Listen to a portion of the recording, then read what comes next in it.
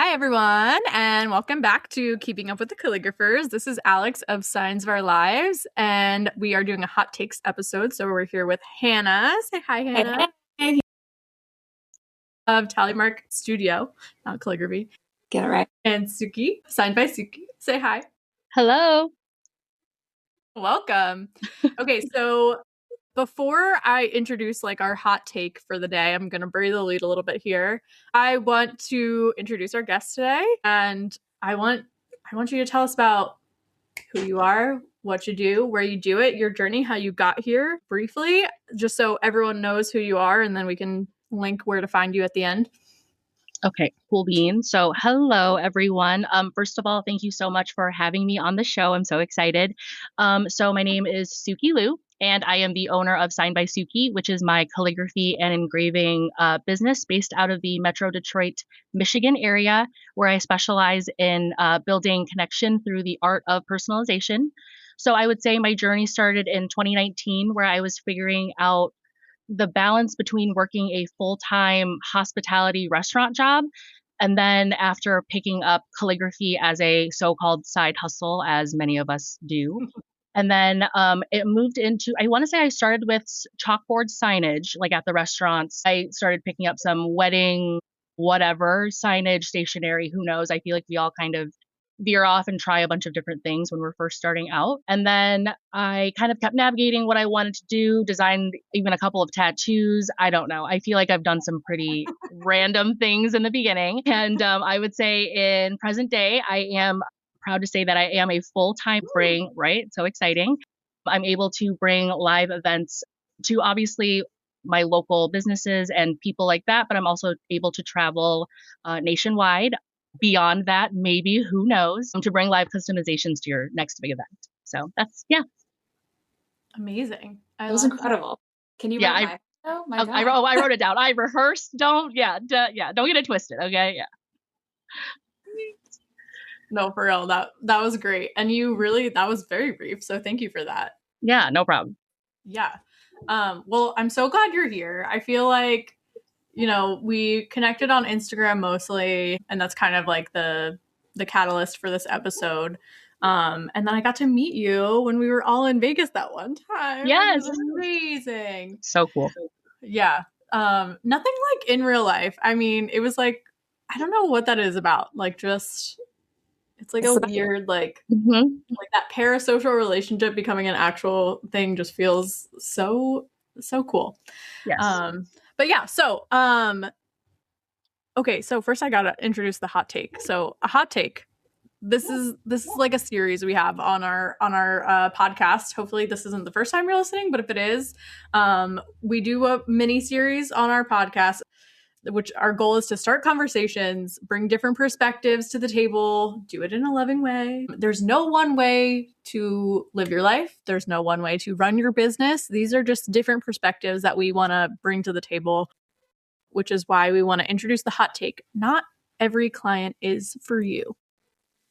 And the reason that we're coming to you with this hot take is because Suki came up with this wonderful I guess didn't come up with it, but had this text exchange that she had posted online on Instagram, and it started, I think, a very good conversation that I think we should be having collectively, and I think we want to talk more about. So if you wouldn't mind just sharing a little bit about the Instagram post and what made you decide to post it, and then we can kind of get into it. Yeah, of course. So to keep it brief, the post started because I received an inquiry for a live event on Valentine's Day. So that's in a couple of weeks. And the brand is, I will just say, it's a brand that any artist would love to work with.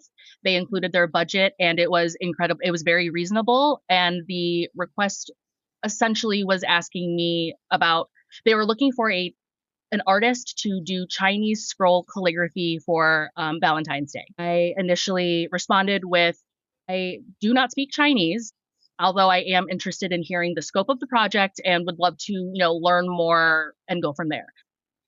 She was nice and she said, thank you for your enthusiasm, sent me the information. It would be Chinese scroll calligraphy. for guests that came in, the requests would be about, wealth and prosperity and things that are regarding like celebrating Lunar New Year. I think namely Chinese New Year, at least when we're talking about Chinese scroll calligraphy. So after reading the request and kind of taking it all in, I knew that I wanted to talk to someone else that was more, I would say, experienced in this field. Now, I mean, candidly speaking, I already just said, like, I don't speak Chinese. I don't read it. I don't do anything. I don't do anything like that. So I already knew, I was already feeling like it was out of my wheelhouse. I reached out to an artist that I knew does Chinese calligraphy well. And so that prompted me to reach out to her. And yeah, just also, I reached out to her because she's someone that I deeply respect in the calligraphy space, someone that I look up to, and I knew she would be the right person, the perfect person to talk to. So yeah, she had a lot to say, which I was very grateful for. I didn't want her to hold back. And upon just talking to her, she obviously, if you want to read the post, like, go feel free. But in essence, it's talking about how if you hadn't, I don't know. But yeah,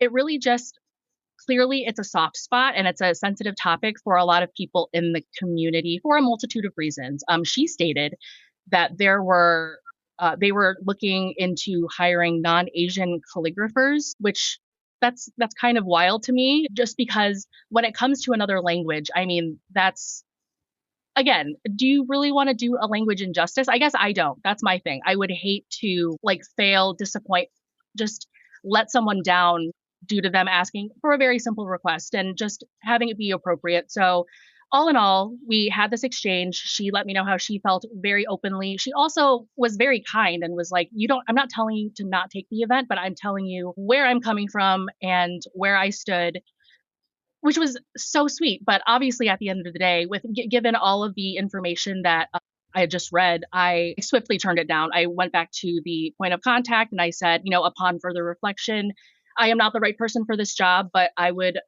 have two contacts that I would love to refer you to. They are based more on the West Coast, but it's worth reaching out to them because they do Chinese calligraphy and they do it well. And then she came back to me and told me, thank you so much, and was very grateful for the referrals. So it really, all of it ended great. Yeah, it could not have been better. But even though this specific topic is about Chinese calligraphy and things of that nature, I definitely think this hot take is bigger than that too. I mean, not that it's not a big topic, but it really is a reflection of any job or any client or project that is out of your wheelhouse. Like, it's okay to say no. It's okay that this client is not for you. We are not for every person. There's a good chance that, that's the beauty of what we do, is that even though, Alex, Hannah, myself, we are all calligraphy and engraving artists, or just artists in our own right, we offer similar services, but we're going to execute those services in our own style. And that's, again, the beauty of why what we do is so beautiful, and our stories resonate with different people. And when you say no to those clients as well, you're making room for what will fit for you. I just hate, when we're first starting out, I feel like when I first started in 2019, I was scrambling all the time, trying to make ends meet, trying to figure it out, right? Because I didn't know what I was doing. But there comes a point in your journey, in your career, where you don't want to do that. You don't have the energy, the time, like the money, like all of it. It's just maybe better in the long run to give that job to someone who knows more about it, is more passionate about it, all of the above. So yeah, all in all, that's pretty much, I think, what happened. I hope I covered all of it. Yeah, no, I mean, you literally covered all of it. Okay, cool. Just want to make sure.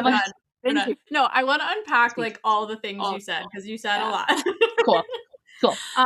So I think first and foremost, let's just get into the weeds, right? Like, someone asked you. So first of all, also, are you Chinese?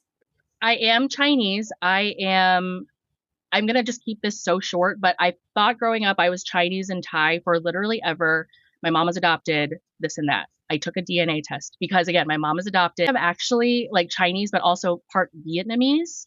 Again, I only took the one test. Yeah. Okay. Yes. And it was, yeah. So I guess I technically, I think I'm Chinese. I want to say I'm Chinese. The rest of it is up for debate. So I think that goes into a bigger conversation, right? About some people feeling that like, oh, you're Asian and Asians are a monolith and just one big group and they can all do the same art and they all have the same languages that are interchangeable, when in reality, the languages are very fucking different. Incredibly. The characters are very fucking different to write. Like all of those things, as well as just like different cultures. So like, you know, there's symbolism, there's tradition, there's meaning to a lot of these things. And so I think like, you know, while these activations can be super cool and can really embrace different cultures, it could be very dismissive at the same time if you don't do it in a way that actually like takes into consideration like the meaning behind it and who would actually be equipped to provide that. Does that make sense?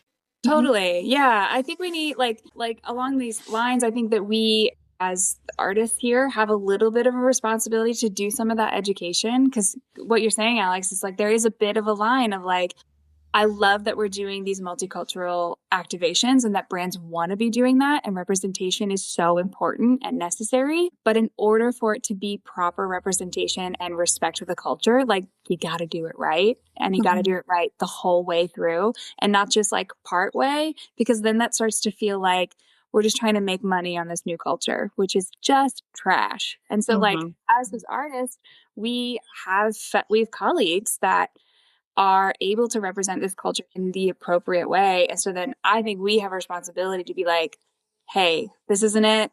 I'm not it. Here are these other people who are actually the people you're looking for, and help the brands, you know, actually put on an activation that like respects and reveres the proper activation for the particular culture, whether it be Chinese calligraphy or something for Vietnamese New Year or whatever that might be, like just like helping educate a little bit on that front.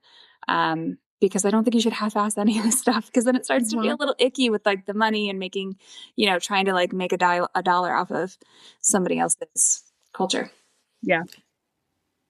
Yeah, agreed. I would also say that it's important to, you know, set standards for our industry as well, to sit there and just to allow, I think the issue is as well agencies. It's not just like the clients and the brand, but it's also agencies that kind of want to fill those seats. And that's, I guess, fine and dandy, but there comes a line where we have to be considerate of all the other things in order to really bring like that authenticity. And I also think that when you say no to those things and you're addressing that, like, even though this is an opportunity I would love to say yes to, I'm not going to because there's a bigger picture at hand. I feel like that shows your professionalism too, because you're not in it just because like, yeah, I want the job or the gig or the booking, but you're looking at the overall, you know, the guest experience, the brand experience, and like your overall community of other artists, again, that are going to be more fitting for certain jobs than you are. So I think it is important to, like, again, it's a win for everyone, ironically, to say no to this, you know what I mean? I don't know.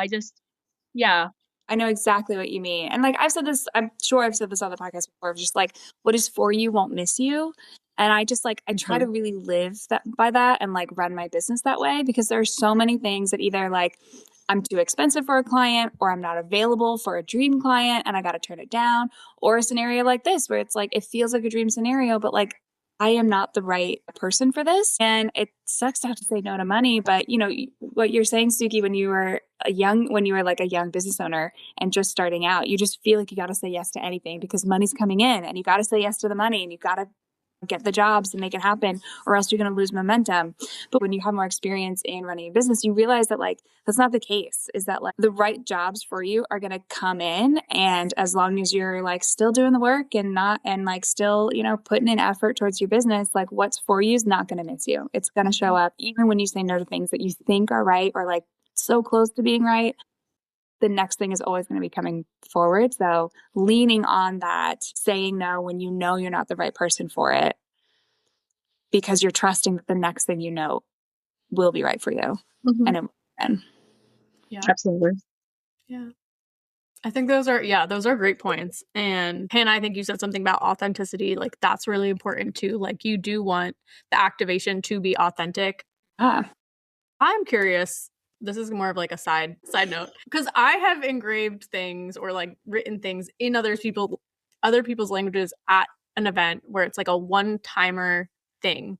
And I feel like my opinion is that's fine. And I usually tell them I don't know this. If you want to write it or you want to show me on the screen how it's supposed to look and I can try to get close, I will do that for you if you're okay with that. And I have that kind of like little conversation with the guest. Like, what are your thoughts on that? Me personally, I do the exact same thing where I've had people come to me and they want me to engrave in Arabic or do completely different. And I always have a verbal disclaimer. I always say, you have to show me exactly how it looks, because I have, like, you have to recognize, and I recognize that any extra notch, maybe slant, angle could change the meaning. And I would not want to do your language injustice by thinking I could fulfill this. So as long as they're understanding that, I'm okay with it. What about you, Hannah? No, that's such a good point about how it could change the meaning too, because it's so true. Yeah. No, I'm the same way. Like, anybody comes up, is like, hey, do you write in Arabic? I was like, I don't write in Arabic, but I'm happy to like help, basically transfer whatever you're showing me onto, the item that you want personalized. Same thing, verbal disclaimer. You have that conversation one-on-one with the guest to be able to like say, hey, I don't speak this language. I want to make sure I get it right. And on the flip side of that, like in that sense, it feels like you're writing in a different language, which is already difficult because I don't know these characters and I don't want to change the meaning of it. But it is just like, I'm here writing in a different language. There's no like specific form to the fact of Chinese calligraphy. When you're talking about Chinese calligraphy, it's a completely different art form. Like, not only is it in a different language that I don't understand and that I don't write and that I don't speak, but also like there is a method to it. I mean, just like with English calligraphy, like it's different than just writing in cursive. Like cursive is very different than calligraphy. And so I think that like you also have a little bit of that grace when you're talking about another person of like, hey, could you write in my different language? It's like, yeah, I can. Because it is just like copying the letters. It's not like a whole different art form that I'm like trying to emulate here. So yeah, I'm always happy to do that on site for people on a one-on-one if they're cool with me being like, I don't speak this language, but I also want you to like, have what you want. And so I can help you do that. But yeah. Yeah, no, I would agree. And like, I'm just even thinking like, I grew up Jewish. I went to Hebrew school. And so I can read. I say that very lightly. Sorry. I can like read the characters, like I know what they are and I can replicate them. But I like went to go look at like, this was a few years ago. I went to go like look at a Hebrew calligraphy class and the letters look so different. I was like, I don't even know this equals this. Like, I don't know how we got from this character is actually this in calligraphy. So like, I can't even. Yeah, so I'm just like, I can just that alone, like my brain was like, that's not the same. So, and the same thing, like you make an S looks different in calligraphy than it does when you're writing it in print. Yeah. So I think, yeah, it's the calligraphy version also just out there for people is different. Yeah, exactly. Yeah. And that's not even including what you were saying, like the art form of like the strokes and the actual, Okay. Just wanted to make sure like that felt good, like because I was kind of thinking that in my mind. I was like, oh, like I do actually sometimes do offer that. And like for anyone who does it if you're ever engraving on glass and someone like actually writes it down on like the Post-it or something for you, you can like put it behind the glass and kind of like trace over their stuff. I've done that before. Yes. Yes. You want to write it down and I will literally copy it. I will literally copy it. Yeah. Yes, exactly. But it has to be exactly right. Or like, what are we doing here? So I said, it's going to look like this. Just like. So use your penmanship because. Right. Yeah. Okay, so that's awesome. And I think like another thing you said, Suki, was just like reflecting and really taking the time. Like you used your resources. You weren't like in a silo making this decision. You like had something in your gut that was like, I'm not sure. And I think when we're feeling that way, I think it's really important to, if we're not fully trusting that feeling, that inquiry, that whatever, like I think it's okay to reach out to other artists who might have experience dealing with the situation or who you might be able to refer or whatever. And like, I think it goes back to that being a professional business owner means that you're educating yourself so that you can also educate your clients. And I think that's a really big takeaway that I always try to, tell other people too. It's like, you're responsible for the things that what you're doing and how you're existing in the world, and that's gonna bleed into everything else that you're doing, right? Like, so I think referring someone and like coming up with that, like we do know people, and I think coming up with a list, like if you are someone who does Chinese calligraphy or Vietnamese calligraphy or any other form of calligraphy or art form that people might be looking for, like make sure it's in your Google business profile, make sure it's on your website, so that when people are actually looking for, or even like a hashtag in one of your Instagram posts, like, because people are looking for what you are doing. Do either of you have any follow-up thoughts on like maybe what to do when clients want something that we can't offer? Well, I think that we talked about it. I mean, number one, reflect on it. Like think about it. Think about, number one, is this the right thing for me? Ask your resources. If you don't have somebody that you can reach out to and like bounce ideas off of, find somebody, start building that relationship now. It's incredibly important to have that in your industry and also out of your industry. I think it's like equally important to have like kind of a third party to be able to look at it a little bit more objectively. And then just, communicate that to your client as to like why you may not be a good fit. And here's a recommendation of someone who is. So like anytime you refer somebody, like I will just like send email, like an email address, and then let the person know that I've referred them and be like, hey, to my client, talk to this person. They're great. I tell that person that I've referred them, and then like send them on their way. And oftentimes those clients come back to me for other stuff. Like, it's not like I've just lost a client because I've referred somebody. Like, oftentimes they will come back and be like, oh, I know you weren't a good fit for that, but how about this? Like, it's not an automatic like loss of a client. Sometimes they do really come back. So don't be afraid to say no, because it's not always a closed door. Yes, no, that's a great point. To add on to that, I would say, if anything, the way you handle yourself in a situation where it's a no, what really does, I think, speak volumes as to like the kind of person that you might be like, that people might be working with in the future. So if you're able to be cordial and understand like, okay, it's a no, but right, like, yes, I'd love to be considered for future projects and things like that. I've had great responses with that as well, where people are just happy that there isn't an attitude, which again, it seems silly to even think that, but yeah, sometimes people can read those types of vibes. So yeah, I think the way you handle yourself, even when the answer is no, does say a lot about you too. I had a thought that's like similar to saying no, and it could be either before the event starts or maybe at the event. I have noticed, and this is, I think, more of a pet peeve of mine, and it's a little less deep than the rest of like the different languages and different styles. I'm so excited. What is it? Okay, so I think we, as calligraphy artists, some of us have lettering backgrounds. Some of us do not have lettering backgrounds. And you might know where I'm going with this, but I have seen a lot of artists using or offering serif fonts. So the fonts that are like Times New Roman, Georgia, like those sort of things. Like, and I'm not fonts, like typefaces, lettering styles that have those little foots and the things. And if you are not someone who is confident in that, or not someone who like has practiced that at home, please stop offering at events. Like, for me and me only, I can't look at another like the top lines and the bottom lines are like not the same height and whatever. I'm not using any of the correct terms right now because vocabulary is not my forte. But like, please use a ruler. Please use tape. Please use something to make sure all the tops are on the top and all the bottoms are on the bottom. And there's the spacing in between each one is the similar, because holy shit, I cannot look at another fucking serif or another like block letter or sans serif on these fucking things. I love it. I'm here for this take. It really is in line with what we're saying. I'm like, this is a little bit more universal, because for me, I've had clients come to me like, hey, could you come for this Chinese calligraphy or Chinese New Year? And I'm like, ma'am, no, I'm a white person. I'm not going to sit there and represent Chinese New Year.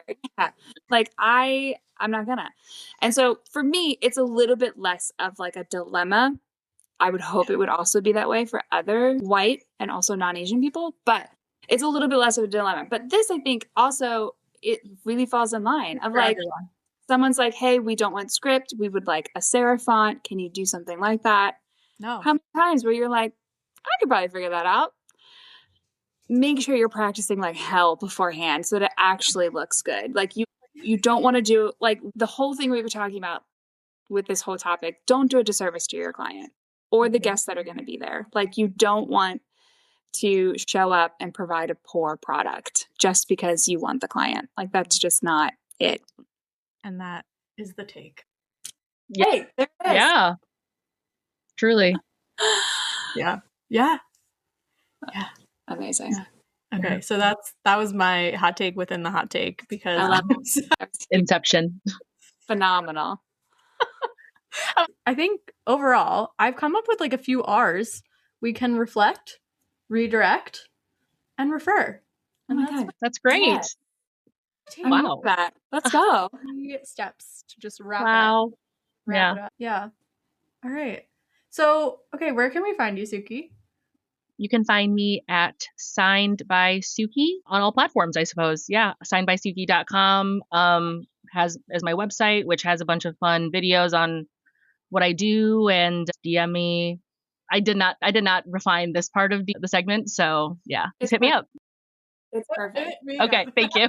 This is authentically me. Okay. Yeah. Sounds good. That's this podcast. Yeah. All right. And Hannah, where can we find you? You can always find me at Tallymark Studio. Amazing. And I'm Alex of Signs of Our Lives. And this podcast is Keeping Up with the Colleagues on Instagram. And we're so happy that you listened. Thank you so much for coming to our hot takes. This one was a shorty but goody. So thank you both. And thanks for keeping up. Bye. Bye. Bye.